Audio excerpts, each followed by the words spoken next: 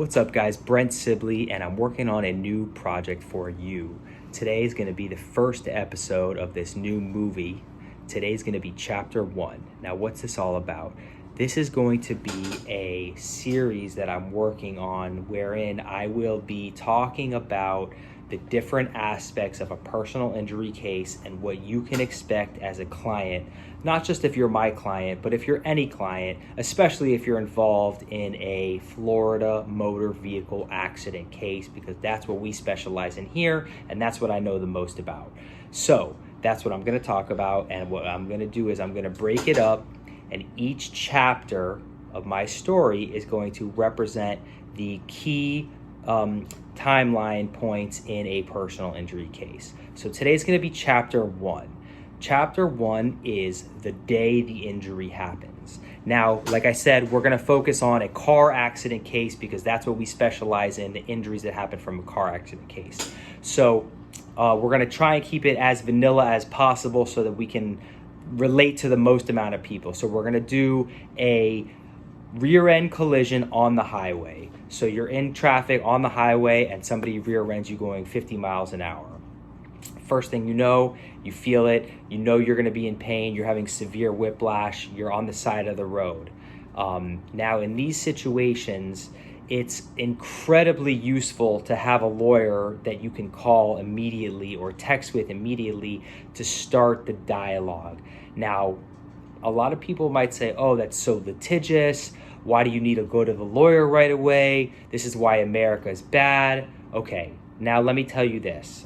First of all, I understand where you're coming from. And there are a lot of people out there that have this belief. But let me explain something to you, okay? If you think that you don't need a lawyer, or you don't want a consultation, or you don't want to get this or that, you are the victim.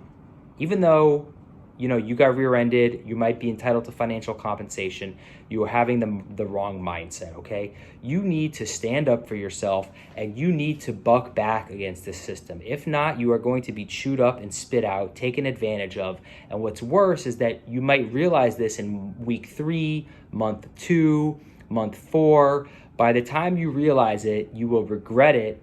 And if you contact a lawyer at that time and you haven't done anything, and you may have messed up your case so significantly that a lawyer will not even take your case.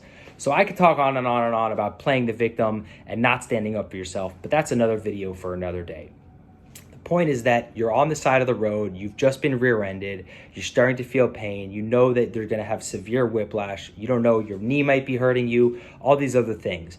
You need to speak to a lawyer as fast as possible. Now, this is not a promotion for me. This is just I'm trying to inform the people that follow my YouTube, my Instagram, my different channels. The quicker you can speak to a lawyer, the better. The main reason is this. This is what I've found in my experience. When you get in a crash, the adrenaline is pumping, your emotions are high, you really are in a situation where you can't think for yourself. You really need somebody to help counsel you and guide you in the right direction and tell you what to do, because it's very hard to think for yourself, to think on your feet. You have all these different things happening. The police are coming. This lady's trying to talk to you. The witness is trying to talk to you. There's all these things happening. Even if you're the kind of person that's able to think on your feet quickly, you're not a lawyer. You know, you don't have any experience dealing with these issues. So you really want to get on the phone with an attorney, or at the very least, maybe a friend or a family member, a paralegal that's somewhere that works at a firm that handles these kind of cases. They can start guiding you and giving you the quick advice that you need, the confidence. This will give you the confidence to be able to make these decisions. Yes, I need to call the police. I'm not letting you convince me that we don't need to call the police just because our cars are drivable. You know, little things like that. No, when you have a lawyer, and I've been in this situation 100 times, the person calls me, they have my cell because I give everybody my cell phone number.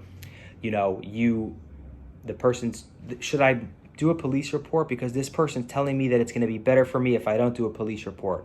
Yes, you absolutely do a police report. You know, having a lawyer or even a paralegal or somebody that has experience in these matters advising you and telling you what to do on the scene is super important. It will give you the confidence to basically tell the other person, no, we're doing the police report. I don't even want to hear what you have to say anymore. That's the law, and that's what we're doing. You know, this will dramatically help your case, and it will give you the confidence that you need to proceed. Police will come, they'll do their report. Do I need to go to the urgent care?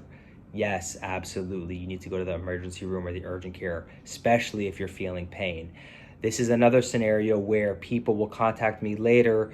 The people who contact me at the scene, I explain to them how it works. You know, I explain to them how the insurance is going to work. I'm able to quickly and efficiently alleviate all their concerns and help them make the decision that's the best for them.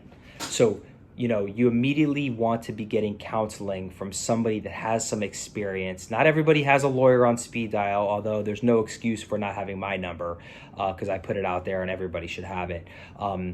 But, you know, you should not be getting taken advantage of and playing the victim and just kind of going willy-nilly. The first decisions that you make after a crash can be the most important ones, whether or not to go to the emergency room, whether or not to get a police report, whether or not to take photos. These are all the most important things. And again, I'm not necessarily going into every single thing that you can or you can't do. Of course, taking pictures of the vehicles is great. There's never going to be a better time than right there on the scene. You know, don't feel like you're some overly litigious person. You're simply documenting the evidence of the case. This person has just rear-ended you, and you want to see maybe the position of the vehicles. If it's a case where it's a T-bone crash, you might want to be able to see the exact positioning of the vehicles, because this person's going to start lying a week later, and they're going to try and get off the case. They're not going to take responsibility. That if you have photos showing exactly where the cars were, and then this person gives a statement that doesn't jive with the photos that you took at the time, now you can make them look like a liar. Now you can really break their case apart. So these are the kind of things that if you have someone advising you on the scene in real time, you will be able to, you know, accomplish everything on the checklist. So immediately try and get somebody that in your world that can help counsel you from the scene. You can start checking off the boxes. You will absolutely, you know, want to get that police report. Hopefully the police will give the other person a citation.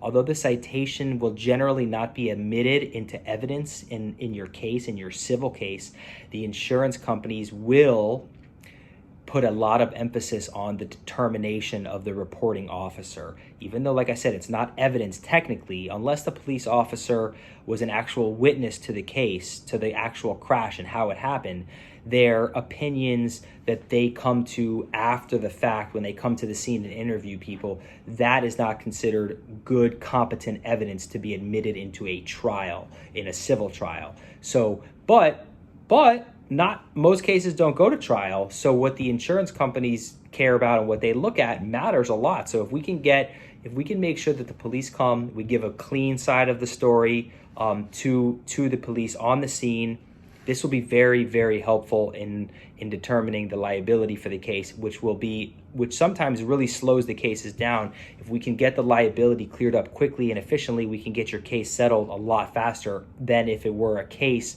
where we didn't get the citation and the liability between the insurance company and my firm representing you, we're going to be debating the liability for a long time, which is going to slow down your case, and it's going to also potentially reduce the settlement offers that the insurance company makes.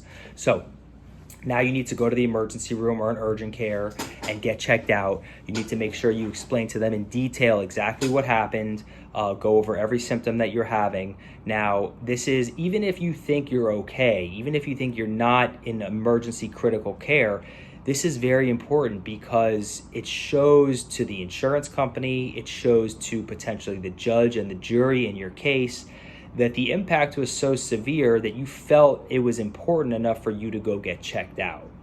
This is, again, perception is different than reality sometimes, and going and following the steps that are, you know, the best practices, so to speak, is super important. So going there, getting everything checked out, reporting all the different symptoms that you're having right from the scene, basically within hours of the scene of the crash happening, you're reporting these to a medical doctor, and these are going to be taken down and incorporated into your medical records, which are considered to be actual evidence in your case. So now you have hard evidence that you can show to a jury in a trial, if it needs to go there, of the evidence of what you were reporting as in pain and your symptoms.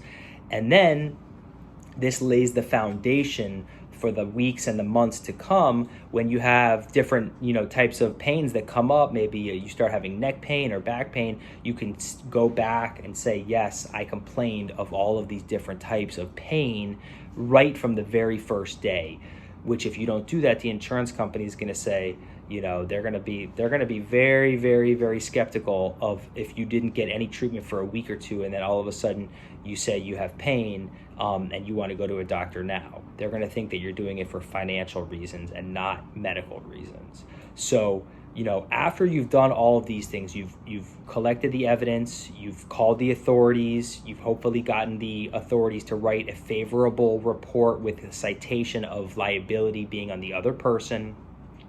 You've collected videos and photos of anything around where the accident happened. If it's a trip and fall, slip and fall, videos and photos of exactly where it happened, the condition of the floor or the substance that you fell on, and then immediately thereafter going to a doctor who can report all of your symptoms into a format, your medical records, which are going to be considered evidence in your case.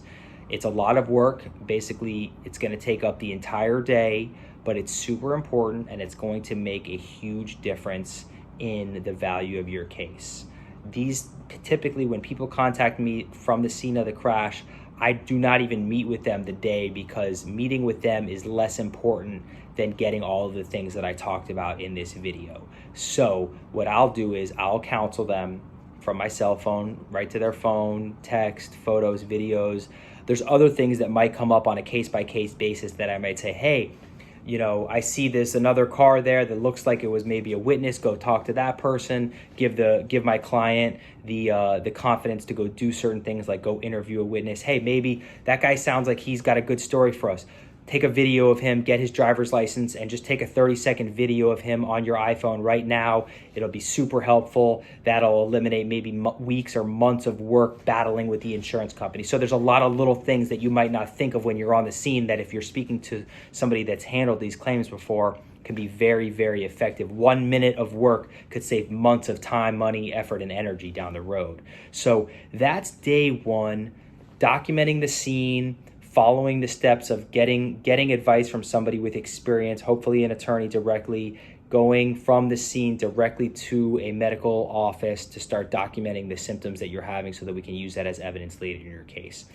This is basically a synopsis of day one from your personal injury case. And if you follow these steps, you will have a much better chance of success. But, that's kind of the rundown of day one. That was the point of this video. So that's chapter one, the day of the injury. Stay tuned for chapter two, which is going to be the day that you meet with your attorney and go over the intake process and paperwork.